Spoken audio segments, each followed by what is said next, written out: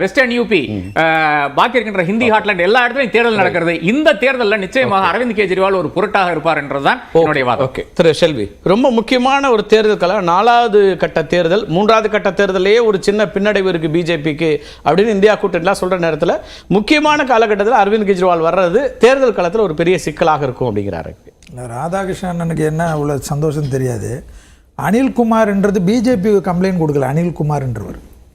அனில்குமார்ன்றவர் காங்கிரஸ்கார் கொடுத்த கம்ப்ளைண்ட் அது. சரி, இதனுடைய ஃபுல் ஹிஸ்ட்ரி வந்து பார்த்தீங்கன்னா என்னவோ பிஜேபி கொண்டு வந்து அவரை உள்ள தூக்கி வச்ச மாதிரியும் எல்லாத்தையும் நாங்கள் வந்து பதப்படப்பாக இருந்த மாதிரியும் அவர் இப்போ எல்லாம் பிரேமா பேசி எல்லாமே ஜட்ஜ்மெண்ட்டே முடிச்சு கொடுத்துட்டாரு இப்போ ரிசர்வ்.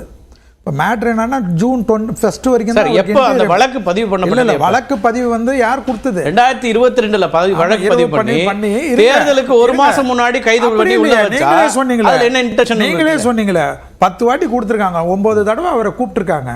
9 தடவை அவர் தான் ஒண்ணுமே இல்லைன்னு 10 வாட்டி நேரம் கொடுத்து தேர்தல் நேரத்தில் உள்ள வைக்கணுமா அப்படிங்கிற கேள்வி வருது. அந்த இல்ல தேர்தல் நேரத்தில் உள்ள வைக்கணும்னா முதலே போயிருக்க வேண்டியதானே. அதுக்கு அவருக்கு தான் இப்போ 9 தடவை சான்ஸ் கொடுத்துட்டாங்களே. அவர் போகாம அவர் டாஜிங் பண்றது எதுக்கு? அரெஸ்ட் பண்ணணும்னு அவரே பார்த்தாரு. அதுக்கு அவரே தான் வலை விரிச்சுக்கினாரு. இது வந்து எல்லாருக்கும் லாயர்ஸ்க்கு தெரியாதா? இப்போ லாயர்ஸே என்ன பண்ணுவோம்? அட்வைஸ் பண்ணுவோம். ஒரு சம்மன் வந்துட்டாவே ஒன்று வந்து நம்ம பெயில் எடுக்கணும், இல்லைன்னா நம்ம போய் ஆஜராயிடணும். இதுதான் லாயருடைய ஃபர்ஸ்ட் இருக்கிறது. இப்போ மேட்ரு என்னன்னா இவர் வந்து எதுவுமே அவர் வந்து யாருக்கு அகேன்ஸ்டா கட்சி ஆரம்பிச்சாரு? காங்கிரஸ்க்கு அகேன்ஸ்டா கட்சி ஊழலுக்கு எதிரான்னு சொன்னார். அதான் ஊழலுக்கு எதிராக இருக்கட்டுமே. அவர் முதல்ல பேட்டி யாருக்கு? காங்கிரஸ்க்கு எதிராக ஆரம்பிச்சாரு. இப்போ அவர் மணிஷ் சிசோடியா யார் அவருக்கு? இப்போ அவருடைய இதனால தான் இவருடைய ப்ராப்ளமே இப்போ கிரியேட் ஆச்சு. இப்போ எல்லாத்துலேயும் வந்து அந்த டெல்லியுடைய ஃபுல் ஹிஸ்ட்ரியை வந்து 7 சீட்டுமே வந்து அவருக்கு கிடைச்சிச்சுன்னா வரட்டுமே. ரிசல்ட் ஜூன் 4க்கு தான் 7 சீட்டோட அவர் நிறுத்தல ஆர்கே இருக்கட்டும். ஹிந்தி பெல்ட் ஃபுல்லா சொல்றாரு. ஹரியானா நான் என்ன சொல்றேன், எல்லாமே பேசலாம். தமிழ்நாட்டில் உட்காந்து என்ன பேசி பிரயோஜனம் இருக்கு? நான் என்ன சொல்றேன், நார்த் இந்தியா சீனரி வேற, எங்களுடைய அதுதான் மாறுதுங்கிற அதுதான் மாறுதுன்னு அவர் சொல்றாருங்க. அது என்ன மாறுதுன்னு நீங்க பார்க்க முடியும். ஜூன் 4 என்ன இருக்குது? இப்போ ஒரு லீடர் வராரு. ஒரு சாதாரண ஒரு வட்ட செயலாளர் ஜெயிலேருந்து வந்தாவே 500 பேர் வர வைக்கிறத நம்ம பார்க்குறோம். ஒரு லீடர் இருக்காரு, 2 ஸ்டேட்டில் வந்து ரூலிங் ஆட்சி வச்சிருக்காங்க. அவங்க வரச்சு இவ்வளோ பேர் வர வைக்கிறதுல அந்த வர வைக்கிறதுனால எல்லா சீனரியும் மாறிடுமா? அந்த இல்ல நான் சொல்றது சினாரியோ அவரு ஒரு ரொம்ப இல்ல சினாரியோ ஒண்ணே இதுல பிரச்சனை என்னன்னா செந்தில் பாலாஜி பத்தி பேசினாரு. செந்தில் பாலாஜி சபிச்சது நாங்க இல்லைங்க சார், சிஎம் ஸ்டாலின் சார் தான். நாங்களாம் சொன்னோம் ஏதாவது நாங்க வந்தா ஆட்சிக்கு வந்தா உள்ள வைப்போம்னாரு. அவர் சொன்னதை அவர் செஞ்சார். இதுல எங்க சீன் எங்க இருக்கு? என்ன இருக்கு? ஈடி இருக்கட்டும். சார்ஜ் ஷீட் வந்து யார் சொன்னது? யார் ஃபைல் பண்ணனும்? செந்தில் சாரை பத்தி ஸ்டாலின் சார் ஒரு ஏரியால போய் பேசினது என்ன? நாங்க பேசின மாதிரி எல்லாமே என்னன்னா வழக்க கையாளுறது யாரு? சுப்ரீம் கோர்ட் டைரக்ஷன் தானே சார் கொடுத்தது. சுப்ரீம் கோர்ட் கொடுத்த எவ்வளவு நாளா வச்சிருக்கீங்கன்றார். ஒரு பிஎம்எல்ஏ இருக்கிறதுனால சார்ஜ் ஷீட் போட்டு கேஸ் இதே பெயில்ல வந்து எதுக்கு வாய்தா மேல வாய்தா போனாங்க? சுப்ரீம் கோர்ட்ல போய் எப்படி கேட்கணும்? இவருக்கு அரவிந்த் கெஜ்ரிவாலுக்கு நீங்க கொடுத்தீங்க, நான் வந்து 1 வருஷமா இருக்கிறேன்னு எனக்கு கொடுங்கன்னு அவங்க தான் அப்ரோச் பண்ணுவாங்க. இது அடுத்தது சுப்ரீம் கோர்ட் இருக்கு. இல்ல இப்போ நீங்க என்ன பண்றீங்கன்னா உள்ள அவரை வச்சிட்டு இருக்கிறதுக்கு பெயில் ஜட்ஜ்மெண்ட் நாங்க எழுதுற மாதிரி பேசுறீங்களா? அரவிந்த் கெஜ்ரிவால் கடந்து கெஜ்ரிவால் வந்து இன்னைக்கு களத்துக்கு வராருன்னா ரொம்ப ஒரு ஸ்ட்ராங்கா பவர்ஃபுல்லா ஒரு பரப்புரை மேற்கொள்ளக்கூடிய ஒருத்தர் வரும்போது அது ஒரு நெருக்கடி இல்லையா பிஜேபிக்கு? அதாவதுங்க எல்லா நெருக்கடி பார்க்கறது அரசியல்வாதிகளோட வேலை, அரசியல் கட்சிகளுடைய வேலை. இப்போ எல்லா நெருக்கடியும் வந்து எல்லாத்தையும் இப்போ திராவிட முன்னேற்ற கழகம் எவ்வளவு வாட்டி தோத்து எவ்வளவு வாட்டி இருந்துட்டு அவங்க எல்லா நெருக்கடி பார்த்து தானே மிஸ்ஸாவை பார்த்துட்டு தானே வந்திருக்காங்க. ஸோ இது வந்து ஒரு அரவிந்த் கெஜ்ரிவால்ன்றது ஒரு பிம்பம் எங்களுக்கு தான் எங்க அமித்ஷாஜி சொல்லிட்டாரு. இப்போ போட்டி எங்களுக்கும் காங்கிரஸ்க்கும் தான். இதுல மற்றபடி எதுக்கு பாருங்க. அதுதான் என்னன்னா இதுவரைக்கும் ராகுல் காந்தியே யாரு பப்பு மற்றதெல்லாம் சொல்லிட்டு அங்க பிரதமர் வேட்பாளர் இல்ல, வருஷத்துக்கு ஒரு பிரதமர் வேட்பாளர் அப்படி கிடையாது எல்லாம் சொல்லிட்டு இன்னைக்கு மோடி வெர்சஸ் ராகுல் நீங்களே அட்மிட் பண்றீங்க. அப்படி இல்ல சார். இப்போ யார் அதிகமான சீட்டு நிக்கிறாங்கன்றது தான் சார் போட்டி. இப்போ நான் எங்களுக்கு அகைன்ஸ்டா அதிகமான சீட்டு நிக்கிறது காங்கிரஸ். யாரு எவ்வளவு இடம் வின் பண்றோங்கிறது முக்கியமா இருக்குல்ல. ஜூன் 4ஆம் தேதிக்கு பிறகு பாத்துருவோம். ஜூன் 4ஆம் தேதிக்கு பிறகு யார் பிரியாணி கொடுக்குறாங்க யார் கேக் கொடுக்குறாங்கன்றது அப்ப பாத்துக்கலாம்.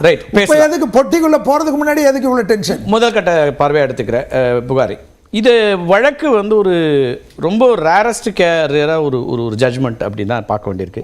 இதுவே எல்லாருக்கும் அப்ளை பண்ண முடியுமாங்கிற ஒரு அடிப்படையான ஒரு கேள்வியும் கூட வருது. நிறைய பேர் இன்றைக்கி வழக்கில் இருக்காங்க, நீதிமன்றத்தில் இருக்காங்க, சிறையில் இருக்கிறாங்க.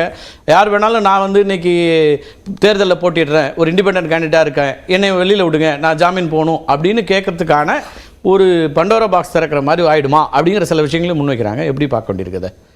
இது வந்து உங்களுடைய கேள்வி ரொம்ப நியாயமானது கூட. ஆனால் இந்த வழக்கினுடைய பின்புலத்தை தொடர்ந்து பார்த்து வந்தால் அதில் வந்து விடை இருக்குது. அரவிந்த் கெஜ்ரிவாலுடைய ஆர்குமெண்ட்டில் மிக முக்கியமான ஆர்குமெண்ட் என்ன அப்படின்னா, although a chief minister not immune from prosecution, his rights are not inferior to the rights of any other person.